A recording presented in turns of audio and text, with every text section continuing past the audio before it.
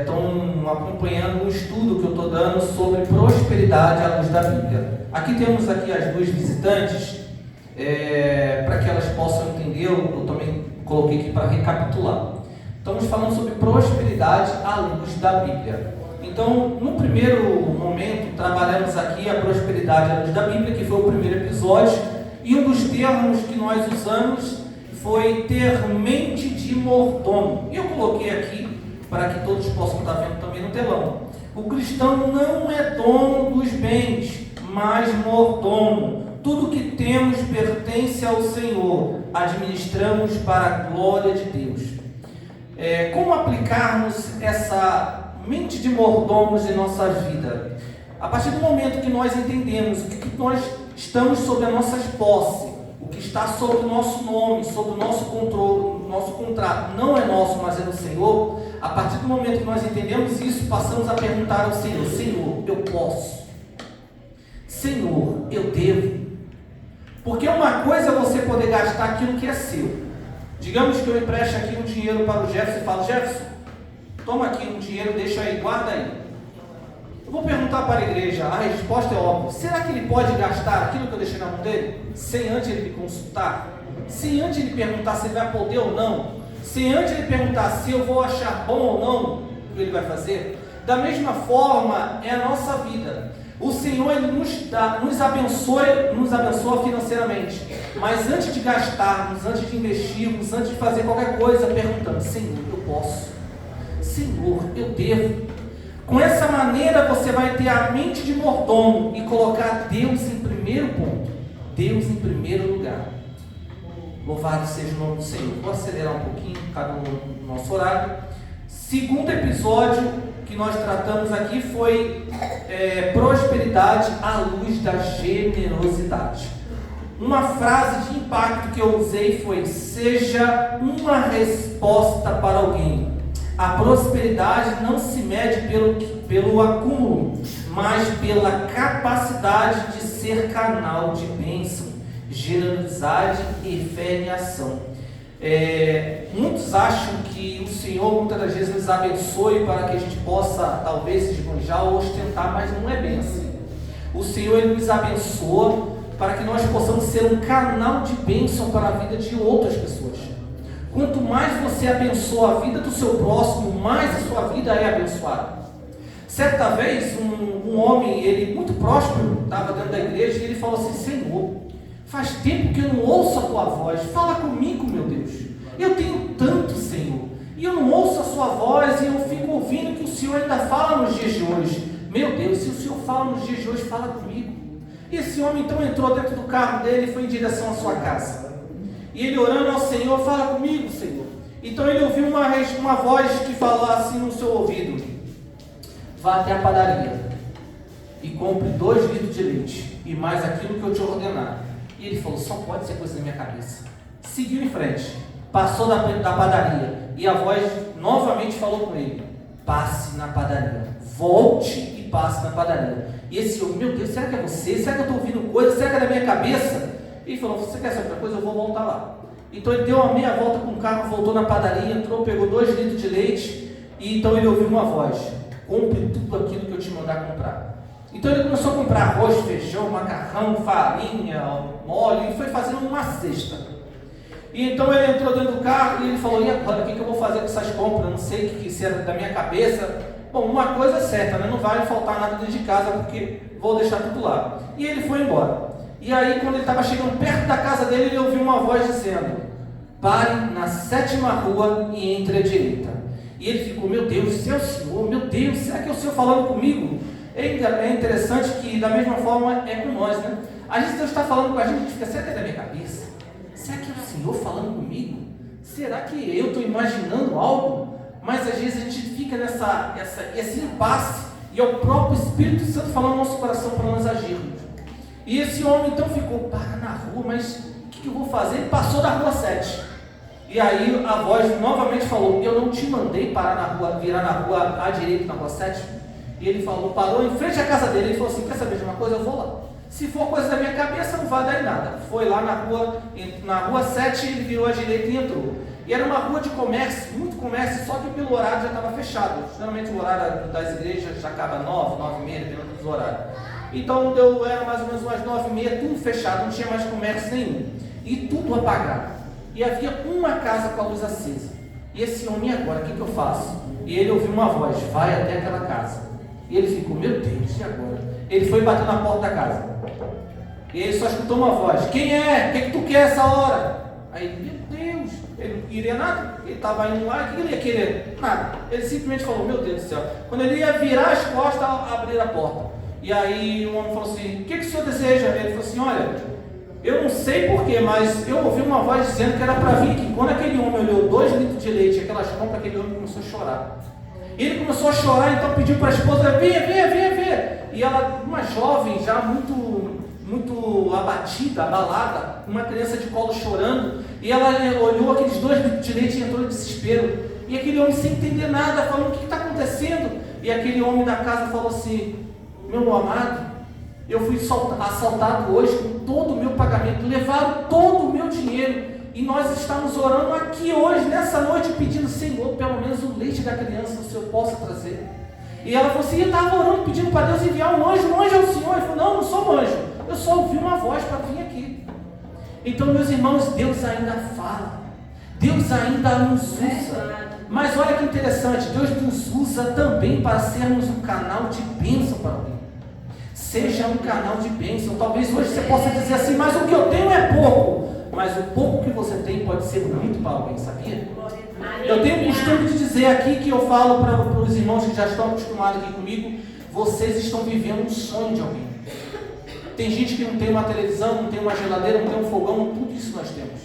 Vocês vivem um sonho de alguém. Talvez um pouco para você seja o suficiente para muitos nessa noite. Então, no segundo episódio de prosperidade, a frase de impacto que devemos guardar é, seja uma resposta para alguém. E esse agora vai ser o terceiro episódio, que vai ser prosperidade como um dom de Deus. Prosperidade é presente divino, não ansiedade. A verdadeira prosperidade vem de Deus e traz paz e não ansiedade. A verdadeira prosperidade de Deus traz paz e não ansiedade. Vamos seguir adiante. Prosperidade é dom, não apenas resultado. Esforço sem bênção não traz paz. O que eu quero dizer com isso? Talvez hoje você possa dizer, mas espera aí, eu trabalho naquilo que o Senhor me deu e eu não tenho paz. Eu não tenho sossego naquilo que eu estou trabalhando. Eu não consigo prosperar porque a minha vida está uma bagunça, mas eu sei que foi Deus que me deu. Eu tenho a resposta para ti nessa noite. Sério. Presta atenção, olha só. O trabalho é importante, mas é Deus quem abençoa. Prosperidade divina traz paz e não ansiedade. Existe diferença entre enriquecimento humano e enriquecimento divino. Uma diferença é nosso enriquecimento humano, outra a questão é enriquecimento divino, que vamos seguir adiante. O exemplo das formigas, Provérbios capítulo 6, versículo 6 ao 11. Disciplina mais dependência de Deus igual a prosperidade. São diligentes, disciplinadas e estratégicas. Trabalham no verão, olha que interessante, trabalham no verão para ter no inverno. Nos ensinam que responsabilidade mais dependência das estações criadas por Deus formam esforço mais bênção igual a prosperidade verdadeira. Deixa eu te explicar algo aqui. As formigas trabalham durante o verão inteiro para elas terem no inverno. Aí eu vos pergunto algo aqui. Quem que dá o inverno? Quem que nos concede o inverno? Deus. Então, peraí. Elas estão trabalhando para algo que é Deus que vai nos conceder. O que o Senhor está dizendo nessa noite?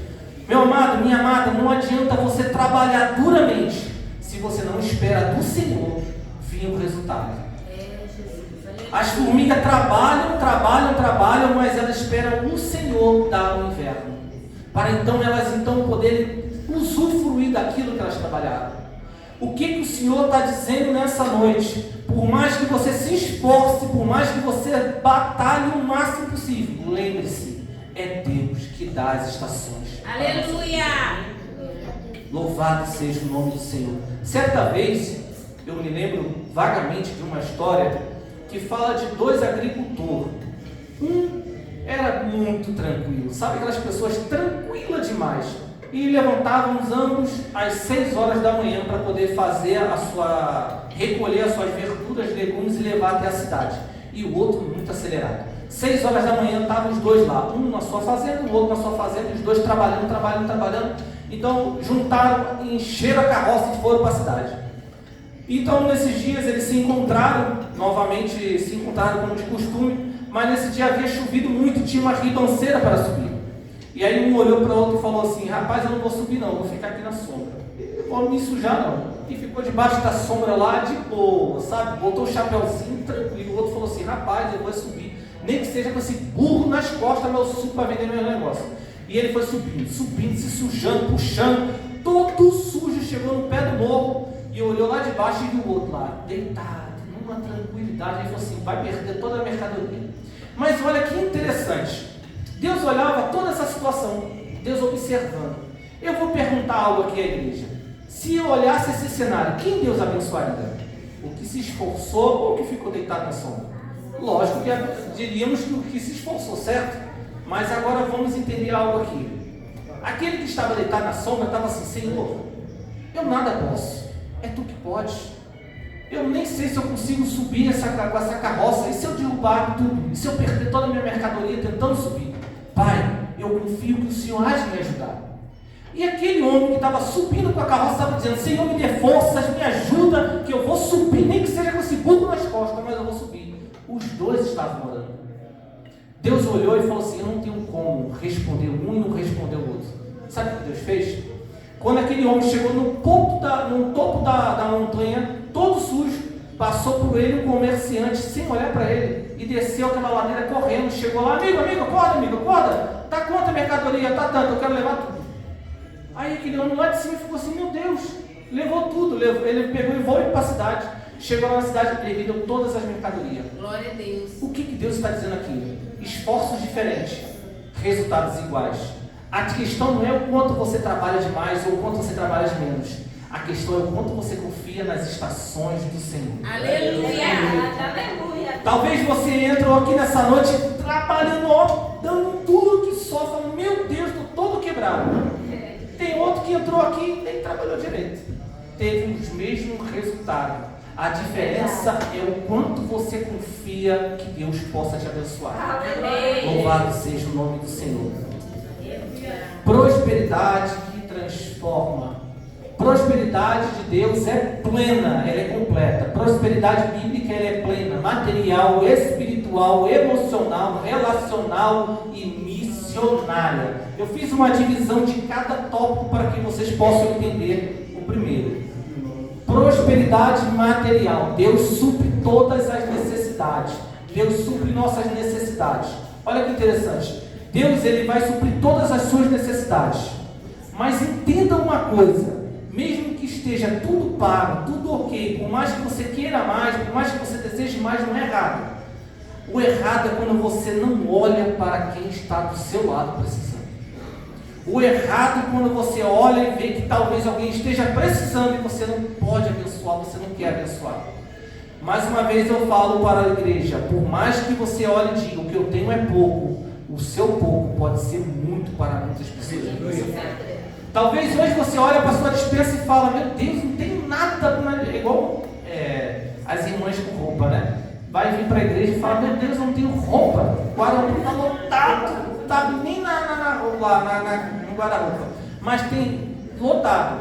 Mas alguém está precisando de alguma coisa, né? A irmã da Seca ali já sabe, né? Se identificou com a mensagem. Então, assim, algumas coisas na nossa vida, assim, a gente pode olhar e falar assim: meu Deus, estou com vontade de comer uma coisa diferente, não tem nada nessa dispensa. Aí tem lá um monte de coisa. E às vezes aquilo ali não é o suficiente para nós ou não é importante para nós. Mas aquilo ali seria uma baita refeição para alguém. Então entenda isso, meus amados. Talvez hoje você possa ser uma resposta para alguém nessa noite. Talvez amanhã você possa ser a resposta para alguém. Talvez no final de semana você possa ser uma resposta para alguém. Talvez no final de semana você possa comer uma pizza, comer alguma coisa diferente, e uma pessoa só está querendo só comer um arrozinho e feijão. seja uma resposta para que Deus venha te abençoar nessa terra. Amém. Glória a Deus. Aleluia. Prosperidade espiritual. Intimidade com Deus é riqueza eterna. Comunhão com Deus é vida e de oração. Olha que interessante. No primeiro episódio sobre prosperidade à luz da Bíblia, eu falei que prosperidade não é só material, mas é ter comunhão com Deus. É você ter uma presença do Senhor. Isso muda tudo na sua vida. Meus irmãos, olha para cá. Talvez hoje você possa dizer assim: eu não estou vivendo uma prosperidade. Talvez você possa dizer assim: eu não estou vivendo meus sonhos, eu não estou vivendo meus projetos, eu não estou conseguindo realizar meus desejos. Você está andando, você está falando, você está comendo. Eu já fiz isso, algumas irmãos aqui já sabem que eu vou fazer, mas aqui temos duas visitantes.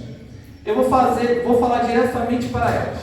Vou fazer uma brincadeira com vocês duas aqui. Se eu oferecesse agora um Pix, tá? Só a imaginação, que eu não tenho esse dinheiro, de R$1 milhão para vocês aqui, vocês aceitariam um Pix? Sem precisar negar a Deus, sem precisar ir para o inferno, nem nada. Vocês aceitariam R$1 milhão agora na conta? Um Pix, então assim, um Pix.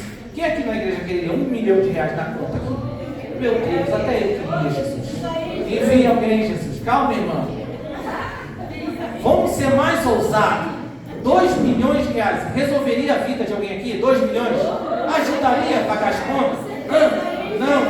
O Jefferson falou que é pouco para ele. 2 milhões não paga as contas dele. Meu Deus. Então vamos tentar ajudar nosso irmão aqui, que 2 milhões até é pouco. 5 milhões. Ajudaria a vida de vocês? 5 milhões ajudaria? Dá para comprar o quê? Um carro do ano? Comprar uma casa para a mãe, para o pai, para a sogra? Dá para fazer uma coisa? Dá. É pouco, pai. Agora, deixa eu fazer uma pergunta.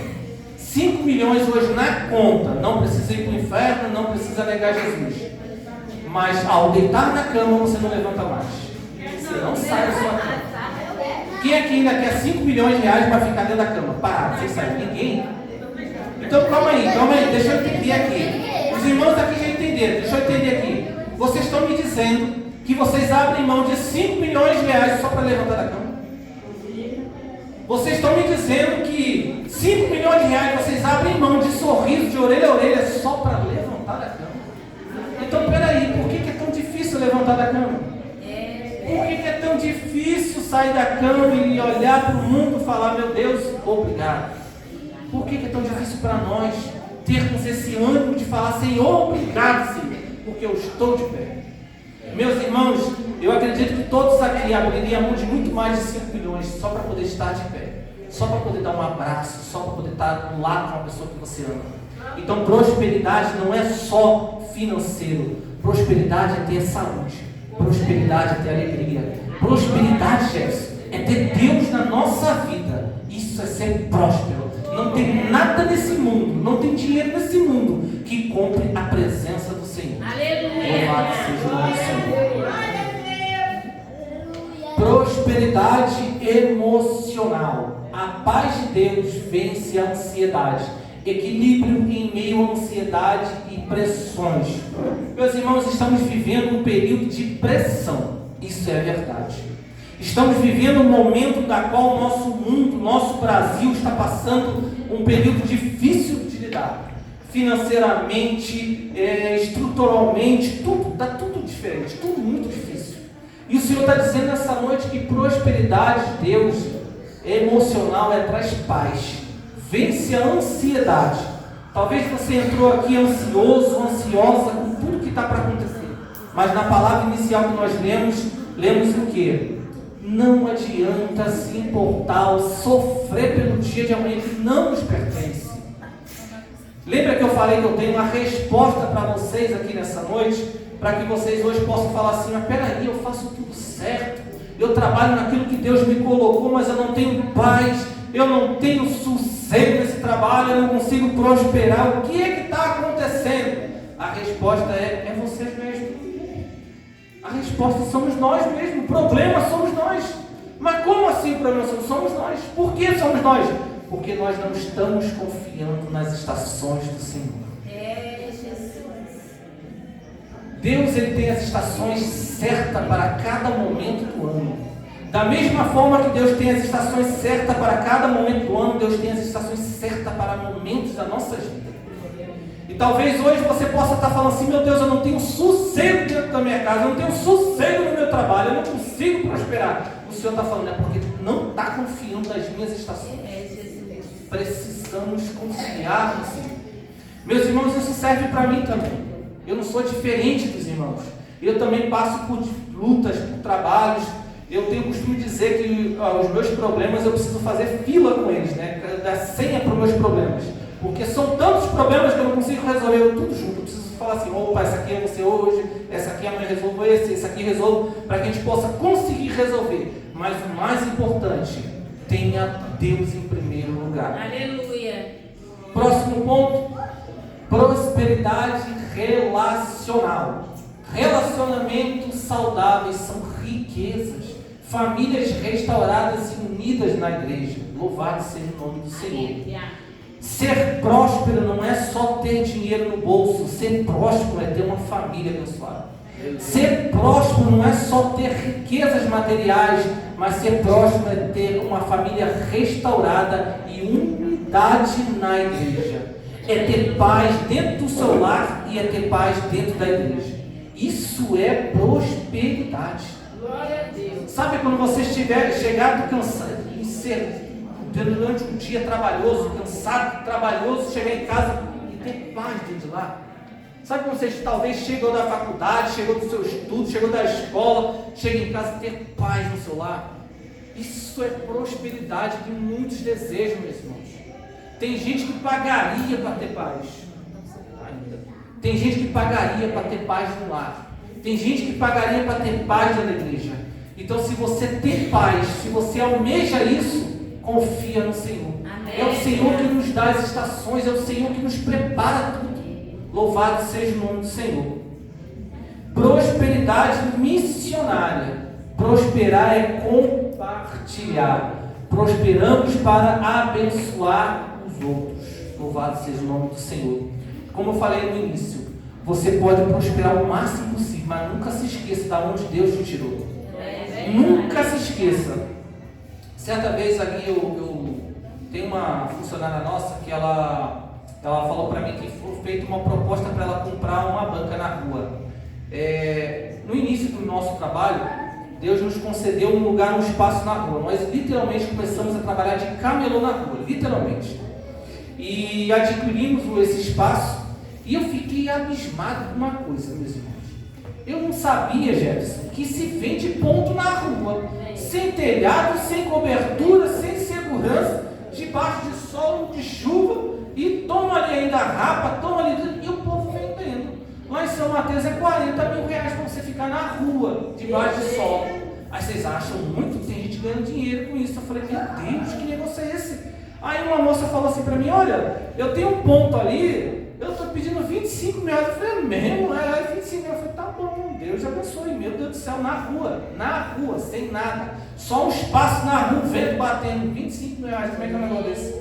E aí Deus nos abençoou, que a gente trabalhava na rua, assim, eu abri a primeira unidade, a gente foi trabalhando, conseguimos a nossa loja própria, e aí começamos a trabalhar. E então eu resolvi pegar e abençoar uma das nossas funcionárias mais antigas que nós tínhamos, que desde o início estava com a gente. Eu dei para ela o ponto na rua e ainda dei a banca completa para ela. Falei, pode ficar. E aí o mesmo rapaz que trabalha do lado da banca, mais ou menos, ele me mandou mensagem e falou assim: eu estou vendendo a minha banca por 6 mil, mas não tem mercadoria nenhuma, só a banca e o ponto. Eu falei, eu dei a minha para minha antiga funcionária. Eu não consigo vender algo que foi dado de graça, meu Deus do céu. Tem gente que consegue ter um coração tão fechado. Então o que o Senhor está dizendo aqui? Não importa talvez de onde você saiu, não importa talvez de onde Deus te levar, sempre olhe para trás e fala: meu Deus, o Senhor me tirou de lá, eu preciso abençoar quem está lá ainda. Meus irmãos, eu olho, às vezes eu passo lá na rua onde eu estava lá com a minha esposa, que a gente prosperou, foi, eu acho que em menos de um ano Deus nos tirou da rua, menos de um ano. Tem pessoas que estão há 7 anos do mesmo jeito. Mas qual a diferença de mim para eles? É porque em primeiro lugar vem Deus na minha vida. Em primeiro lugar é Deus na minha vida. Enquanto Deus não se tornar prioridade na sua vida, você vai ficar parada. Porque o Senhor precisa ser colocado como primeiro, primícia. Meus irmãos, eu tenho o costume também de sempre, algumas oportunidades que eu tenho, adiantar aqui o horário. Um minuto, se eu não me engano, a hora tem 1440 minutos. A hora tem 1440 minutos, me corrija se alguém souber aqui de cabeça. Se eu não me engano, segundos. O dia tem 1440 minutos. Deixa eu perguntar, desses minutos, quantos minutos nós temos dado para Deus? É verdade. 10 minutos. De 1440 minutos, quantos minutos nós temos dado para Deus? Meus irmãos, eu vou dar um segredo que eu faço, tá? Então copiem, façam aqueles que desejarem fazer. Eu boto o celular para despertar, Jefferson. Quando eu levanto, a única coisa que eu faço, eu só troco de roupa mesmo, visto rapidinho, e eu vou dar o meu tempo para Deus. Nem que seja meia hora, nem que seja 20 minutos, mas o primeiro momento que eu faço da minha vida, antes de comer, de pegar no telefone, de mandar mensagem, de falar com qualquer problema, é Deus. Eu vou orar ao Senhor, eu vou ler a Bíblia. Então o meu primeiro momento, minha primícia do meu dia, eu dou para Deus. Faça isso. Talvez você fale assim, mas eu não tenho tempo. Tira 10 minutos, acorda 10 minutos mais cedo, 15 minutos mais cedo, ora ao Senhor. Leia uma palavra, se alimenta da palavra. O Senhor ele vai mudar drasticamente o cenário da sua vida. Mas por que Deus vai mudar? Porque você colocou Ele como primeiro, como a primícia da sua vida. Talvez você possa dizer, mas eu levanto cedo, chego tarde, não tenho tempo. Tem tempo. Meus irmãos, tem gente que passa por a mesma situação. Eu não tenho tempo, mas quando Deus aperta, fala, meu Deus, eu queria ter tempo.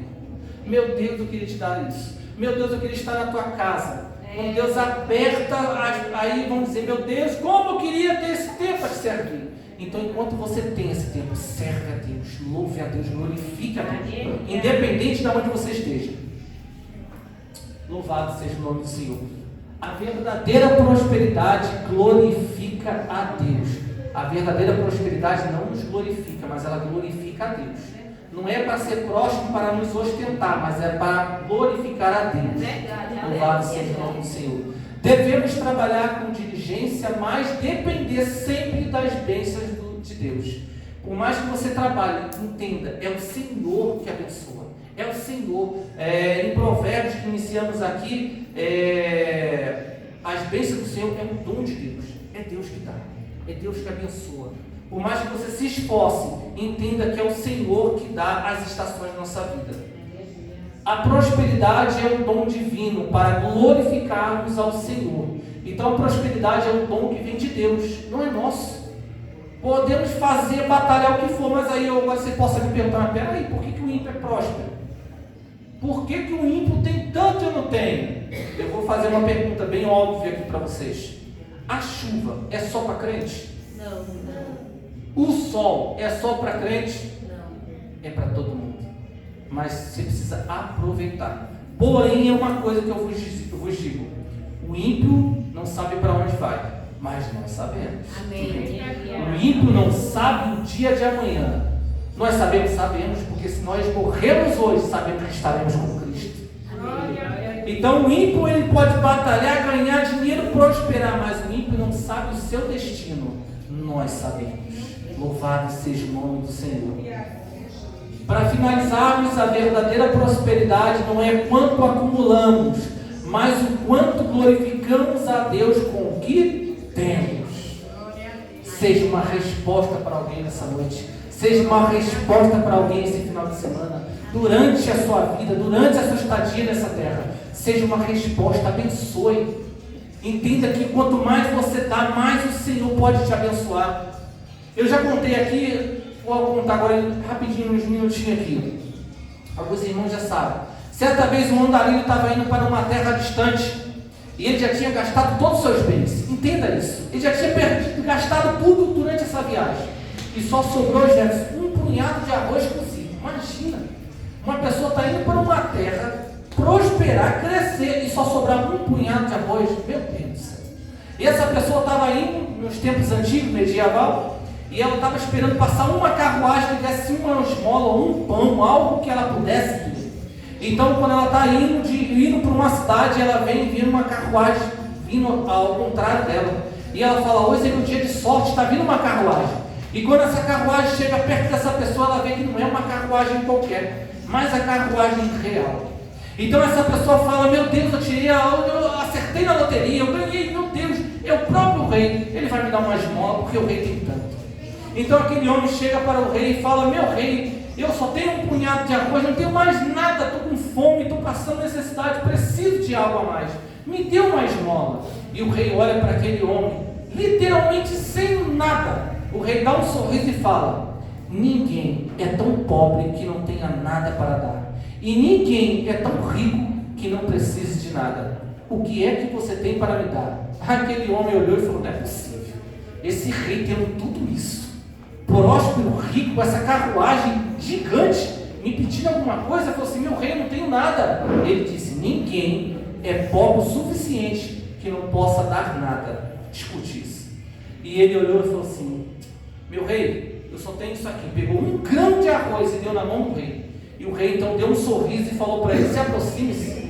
Então aquele homem abriu um sorriso, Jefferson falou assim: agora que o rei vai me dar alguma coisa, vai me dar uma riqueza, vai me dar uma coisa. O rei devolve o mesmo caroço de arroz e dá na mão dele. Ele não poderia dizer: que rei miserento, que rei mão fechada. Era o próprio rei. Ele não poderia falar mal do rei, porque era o rei na frente dele. Então ele olhou para aquele punhado de arroz, viu que era o mesmo carocinho, virou as costas e foi embora. Então ele começou a comer aquele arroz, porque estava indignado. E nisso que ele começou a comer o arroz, ele sentiu uma fisgada no seu dente. Sabe quando você come uma coisa dura, você sente que opa, tem alguma coisa errada aqui? Ele falou assim: tem alguma coisa que não era aquilo que eu estou comendo. Ele sentiu alguma coisa e se tirou da boca. E quando ele tirou, ele viu que aquela pedra estava brilhando demais. E quando ele colocou contra a luz, ele viu que brilhou tanto, que ele olhou direito, não era um grão de arroz, mas era uma pedrinha de diamante. Ele deu um grão de arroz. Então ele pensou assim, ele raciocinou em questão de segundos. Peraí, se eu tivesse dado todo o meu punhado de arroz, eu tinha recebido tudo de diamante. Ele começou a gritar: meu rei, meu rei, meu rei. Ó, deu, foi embora, perdeu a oportunidade. Não perca a sua oportunidade de dar o seu melhor para Deus nessa noite. Não perca a sua oportunidade de dar o seu melhor glória, de dar a sua melhor oração, de dar o seu melhor tempo para Deus. Porque o que Deus pode te dar vai te surpreender. Porque talvez aos nossos olhos, Jefferson, é pouco. Quando eu pedi para Deus, eu falei: Senhor, coloca algo para mim e minha esposa trabalharmos junto. Deus foi e me deu logo uma banca na rua, bate sol, quente, chuva. Teve uma vez que deu uma tempestade tão brava na cidade de Tiradentes, que as bancas começaram a se levantar, nós se penduravam nas bancas, uma chuva, tomamos um pé d'água tão grande. Eu falei: meu Deus, isso não é de Deus. E era de Deus. Nos meus olhos era pouco, mas Deus só estava nos preparando para algo maior.